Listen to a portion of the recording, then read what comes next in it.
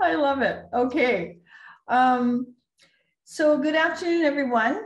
On behalf of the Ontario Federation of Indigenous Friendship Centres Board and our 29 Friendship Centres across the province, I am delighted to join you on your second day of your conference.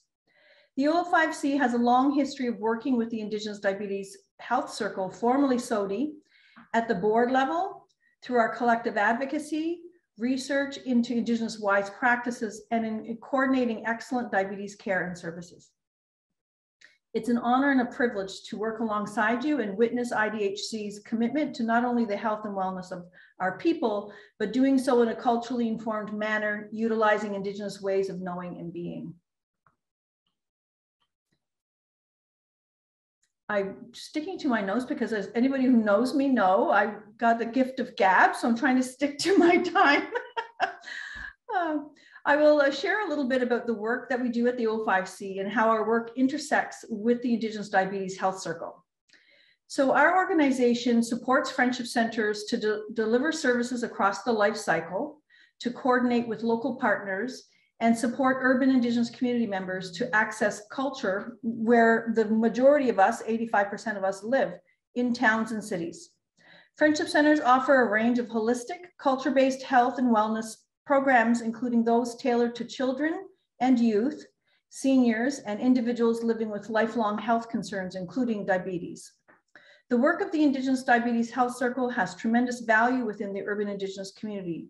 Our members look to your organization as an expert resource on diabetes health information, programs, and services.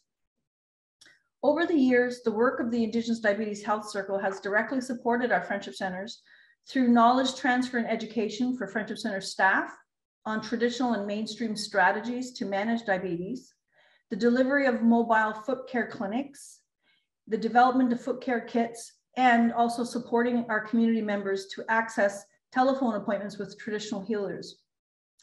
The O5C's Lifelong Care Program services urban Indigenous community members with chronic illnesses and disability, and is often involved in coordinating foot care clinics and other appointments for older adults living with diabetes.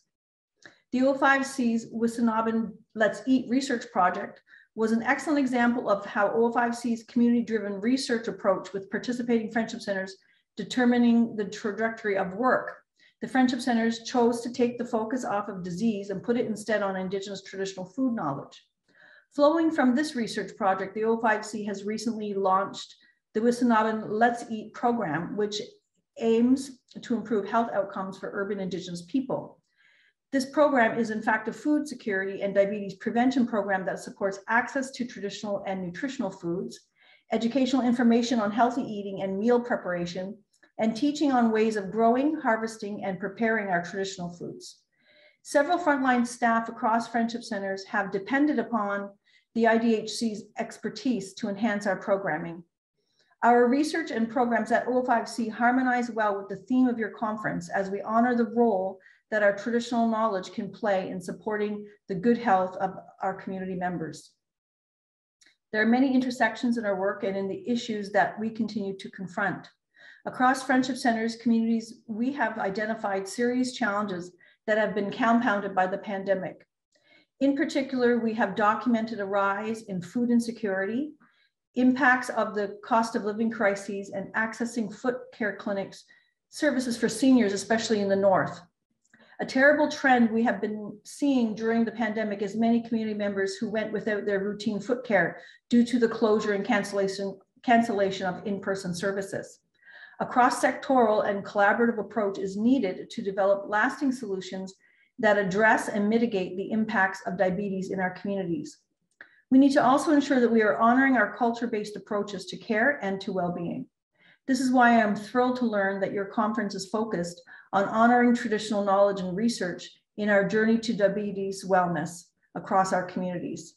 I commend the Indigenous Diabetes Health Circle for your many accomplishments and hope that the past couple of days has offered a space to reflect on and engage with the wealth of important traditional knowledge, teachings, and wisdom that our communities hold in our fight against diabetes. Thank you, Walalan, for the invitation, and I wish you a great rest of conference. Let's make diabetes history. And congratulations on your silver anniversary. Aha.